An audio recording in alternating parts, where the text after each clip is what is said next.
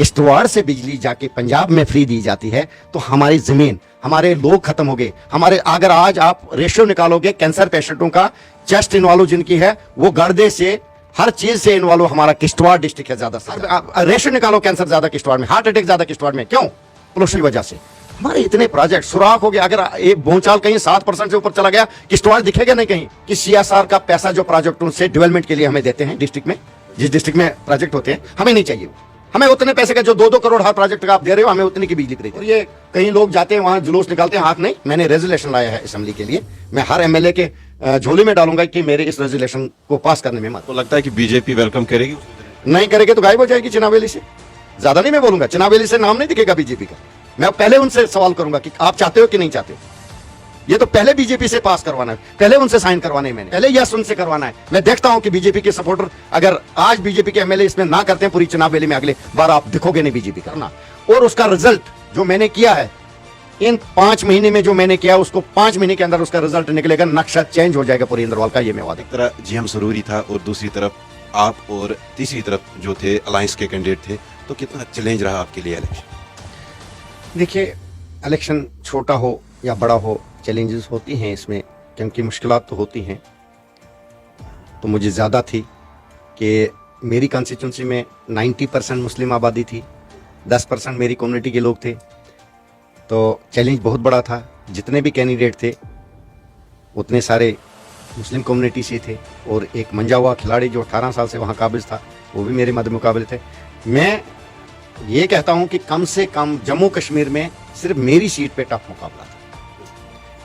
तो लोगों का प्यार था, और लोगों ने दिखा दिया कि पैसे को ठुकराया, पैसे को थूका।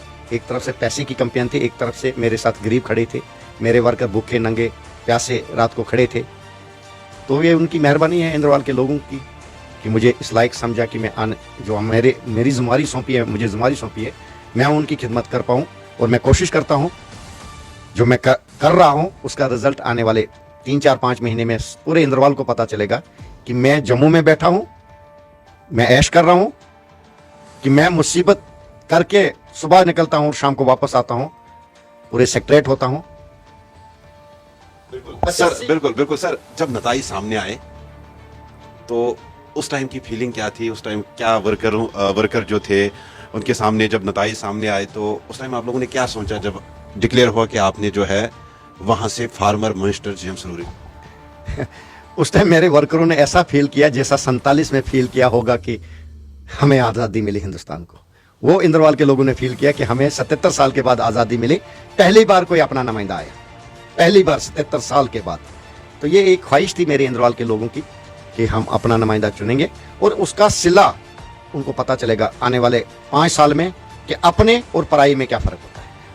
आज इंद्रवाल का हर बशर एमएलए है, उनको समझ ही नहीं आती हम एमएलए हैं कि हमने किसी को चुना है, बराबर का हक सबको। ये डर किसी के लिए? आपने कोई पुलिस वाला देखा? ये मेरे पीएसओ है, ना कि गार्ड है।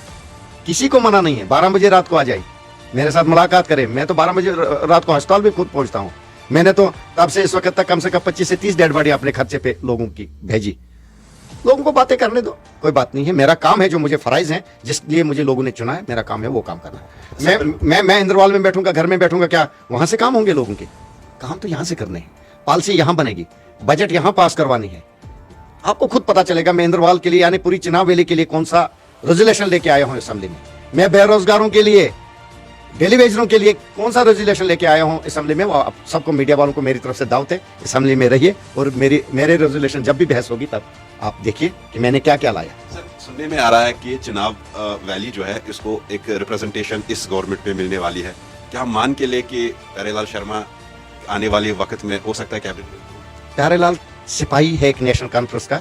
बदकिस्मती ये थी कि मैंडेट लेने में मेरी कॉन्स्टिट्यूंसी ने आज तक वहां जो कांग्रेस ही जीती थी, क्योंकि नेशनल कॉन्फ्रेंस का या तो कमजोर कैंडिडेट था या तो कंप्रोमाइज करके कांग्रेस को सीट दी जाती थी। तो दावा किया उस पर कांग्रेस ने, तो मैंने एज ए आजाद उम्मीदवार लड़ा, लेकिन 24 जो रगें मेरी थी वो नेशनल कॉन्फ्रेंस थी। आज भी नेशनल कॉन्फ्रेंस, कल भी नेशनल कॉन्फ्रेंस। तो इस वक्त जो है बताया ये जा रहा है कि कैबिनेट को एक्सटेंड किया जा रहा है।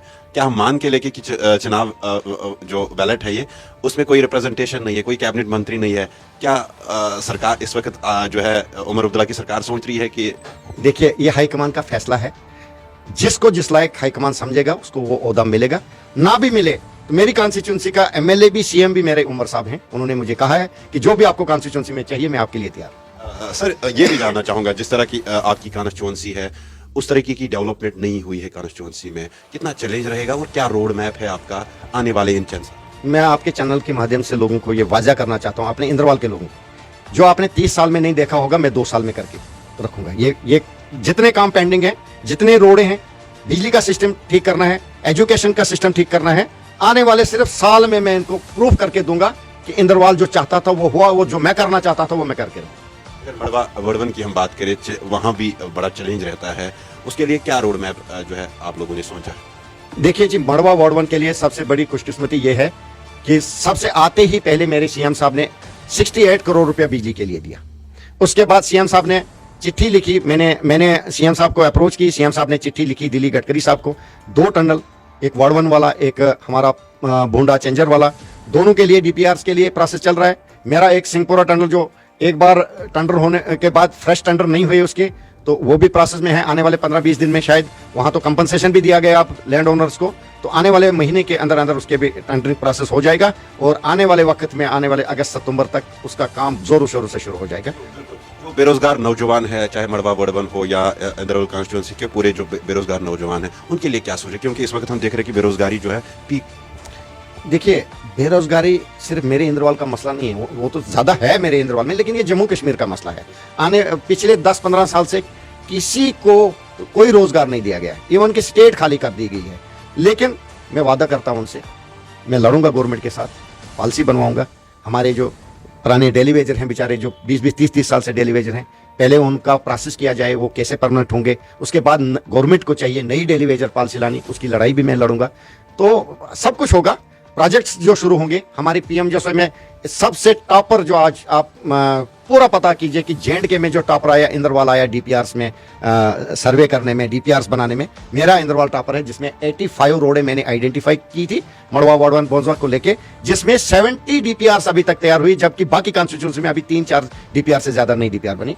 तो मैं अप्रिशिएट करता हूं अपने इंजीनियर्स का, अपने डीसी साहब को, जिसने पेन लिया, अपने चीफ इंजीनियर पीएम जसवाई, जिन्होंने मेरी कॉन्स्टिट्यूंसी पे ज्यादा फोकस दिलवा दिया। तो मान के लिए कि हम आने वाले वक्त में जो है मुस्तकबिल बदलेगा आपकी का?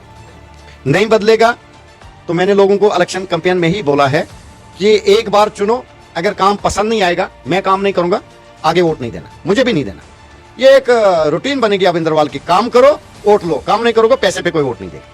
लगातार हम देख रहे हैं कुछ लोग ये भी कह रहे हैं, इल्जामात आयद कर रहे हैं कि एमएलए साहब जो है वो जम्मू में गर्मियां एंजॉय कर रहे हैं, उनके लिए आप क्या कहना चाह रहे हैं? उनको चाहिए थोड़ा अपनी जबान पे लगाम देना। हाँ, वो पॉलिसी बताई मुझे, अगर वो इतने अक्लमंद हैं, मुझे पॉलिसी बताए कि मैं आ जाता हूं, मैं किश्तवाड़ में बैठता हूं या अपने इंद्रवाल में बैठता हूं, डेरा लगाता हूं, लोगों से मिलूंगा। अगर उनके मसले वहां से हल होते हैं, सेक्रेटरी से नहीं होंगे, मंत्रालय से नहीं होंगे, मेरे वहां बैठने से होंगे, वो मुझे पॉलिसी बताए, मैं वादा करता हूं उनको, कल मैं शिफ्ट हो जाऊंगा, अपने इंद्रवाल में बैठूंगा, ऐश करूंगा, अपने वहां फैमिली में बैठूंगा, घर का खाना खाऊंगा। यहां तो कहीं खाना भी नसीब नहीं होता है मुझे। उन लोगों को बातें करने दो, करते रहें, मुझे मुझे मुझे उनसे लेनी देनी नहीं। मुझे जो लोगों ने जिस लिए मुझे चुना है, मेरा काम है वो काम करना, और उसका रिजल्ट जो मैंने किया है इन 5 महीने में, जो मैंने किया उसको 5 महीने के अंदर उसका रिजल्ट निकलेगा, नक्शा चेंज हो जाएगा पूरे इंद्रवाल का, ये मैं वादा करता हूं। तो कुछ लोग ये भी कह रहे हैं कि जो काम वहां पे हुए हैं, चाहे मड़वा वर्डवन हो या इंद्रवाल हो, पिछले चंद सालों से जो प्रोसेस में थे वो काम, चाहे बिजली की हम बात करें, कुछ लोग कह रहे हैं ये सेंटर का प्रोजेक्ट है, तो हमारी काविशों की वजह से ये चीजें हुई है। की होगी कोशिश। सरपंच भी कभी एमएलए बन सकता है क्या? सरपंच का काम एमएलए कर सकता है? ये क्यों बेवकूफ बना रहे लोगों को? हर प्लान पे, हर चीज पे एमएलए के साइन होंगे, एमएलए के बगैर कोई प्लान अप्रूव होगा ही नहीं।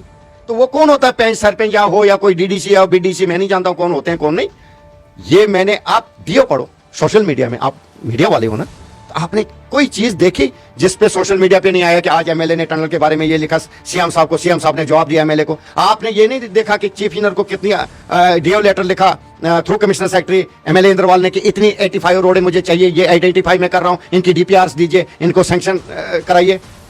स्कूल बिल्डिंग 43 करोड़ का प्लान मैंने कल सीएम साहब की मीटिंग में, वो अंडर प्रोसेस है, प्लान मांगा हमसे।